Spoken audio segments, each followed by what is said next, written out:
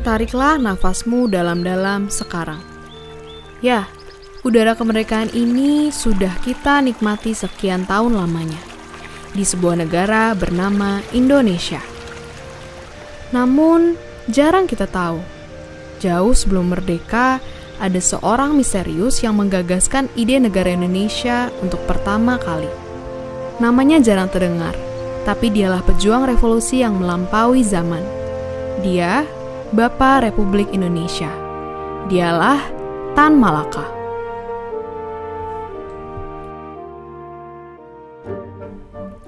Tan Malaka kecil senang berpetualang.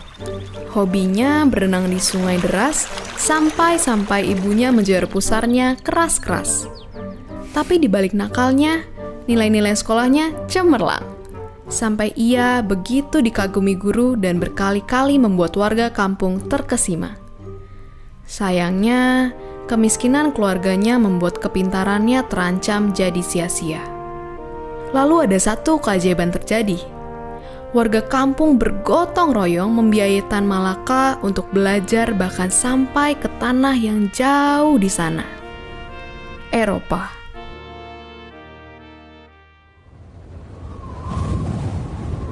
Pada dinginnya Eropa, Tan Malaka mengkerut dalam kamar sempit dan gelap.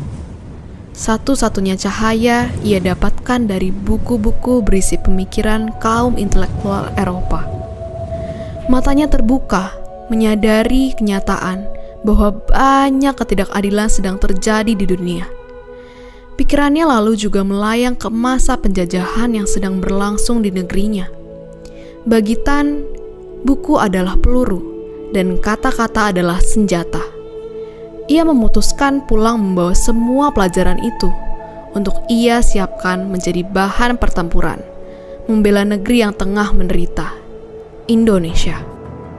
Tiba di tanah air, pergerakan politik Tan Malaka pun dimulai. Namun belum sempat banyak melawan, ia dikejar habis-habisan oleh pemerintah kolonial. Ia tak punya pilihan, hidupnya habis dalam pelarian. Disinilah masa terburuk hidupnya dimulai. Ia bersembunyi dengan 23 nama samaran, menjelajah 11 negara, menguasai 8 bahasa, dan bekerja hingga jadi tukang ketik hanya untuk bisa bertahan. Tapi di balik itu semua, justru dalam pelarian, karya pemikiran terbesarnya ia lahirkan. Sebuah buku mahakarya berjudul Narda Republik Indonesia. Jika Gajah Mada dulu ingin menyatukan Nusantara, maka buku ini ibarat jadi buku panduannya. Buku ini dibaca oleh para pejuang revolusi lainnya, menjadi bensin yang menyulut api perjuangan, membuat nama Tan Malaka seolah menjadi legenda. Yang jarang orang tahu, terjadi perdebatan di detik-detik Indonesia merdeka. Tulang punggung Tan Malaka terlalu keras untuk membungkuk kepada siapapun, termasuk cara Soekarno-Hatta yang terbuka untuk berdiplomasi dengan Jepang dalam usaha memerdekakan Indonesia. Hingga proklamasi dibacakan, secara raga Tan Malaka tak berkesempatan untuk terlibat di dalamnya.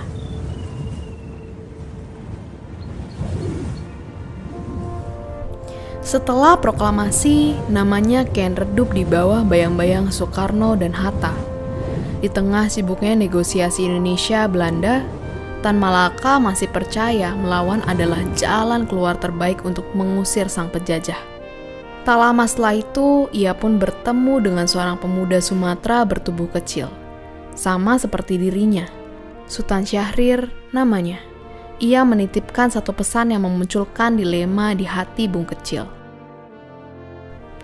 Dimulailah perjalanan Syahrir untuk memutuskan kemana ia harus berpihak.